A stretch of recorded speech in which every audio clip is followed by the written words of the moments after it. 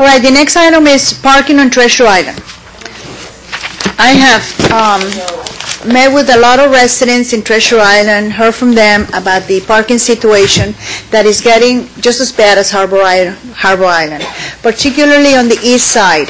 And now that we have a new building or an old building that was grandfathered in with no parking, it's going to create a big crisis to the homeowners, to the buildings in Treasure Island.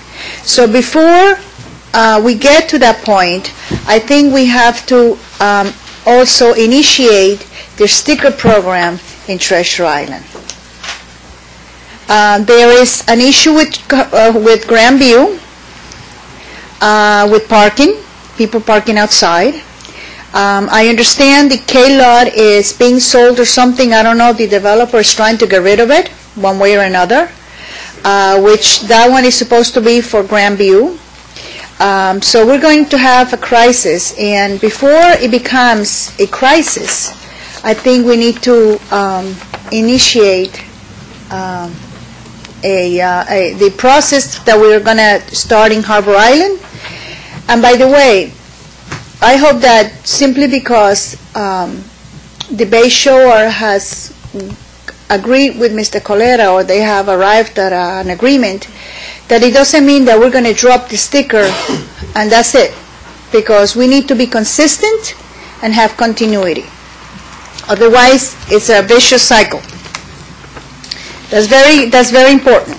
And in order to alleviate the parking issues, you heard the board member from Community Enhancement Board, Ms. Andrea Jackson, state that people are parking on yellow lines in front of fire hydrants. There's just no parking in the east part of Treasure Island. So we need to alleviate that situation for the residents. So I'm asking for discussion here from my fellow commissioners. I think that Commissioner Schiavone? I agree that there's a parking problem in Treasure Island, but two issues come to mind immediately. Number one, I'd like to see at least 1 month of results of Harbor Island. And number two, the situation is totally different in Treasure Island than Harbor Island, because Harbor Island has a lot of buildings that were built with indoor parking that was not being used, while these buildings that are causing the parking issue, which are Treasures on the Bay, we know them as Treasures on the Bay, at least I know them as Treasures on the Bay, are allowed to park on the street. Once this building is built, or finished, or redone, or whatever you want to call it, and they rent out their apartments, these individuals that are going to be moving in have the total right to park on the street. So we have to do a different kind of study as to how we can regulate the parking. Can we give direction to staff to start looking now at what the issues are, how it's going to complement Harbor Island, but yet not be a mirror image of Harbor Island because it's a different issue? Absolutely. But I think we're moving too fast and we haven't seen results yet.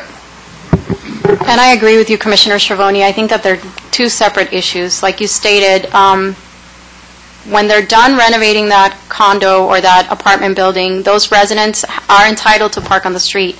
So I don't think, decals might reduce or give us a bit more parking space, but it's not going to solve the issue. So we definitely do need to take a look at it to see what our options are.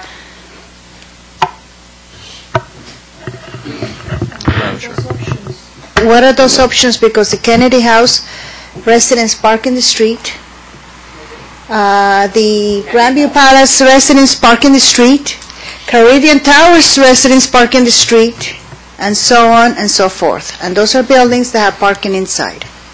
Can somebody give me direction as to how many apartments versus spaces there are in those buildings? We don't have that information yet. We did the study in Harbor Island, and I agreed that we should start looking. But we cannot come to a decision because we need to have a study done.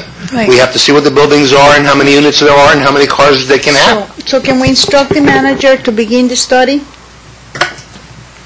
We can do that. Let me make a couple of observations to you. One is that Right now, the Board of Directors for Grandview Palace have approached us to, they're going to submit to us the paperwork and study to reduce the number of spaces they're required to have on site. They feel that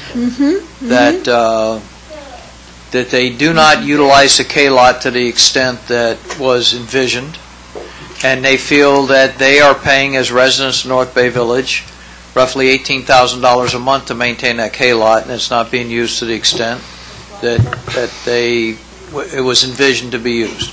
So they've hired an architect, they are going through their counts, they're laying everything out, and they're going to present something to us that will go to Jim LaRue, and we will look at the numbers and see exactly what the situation is.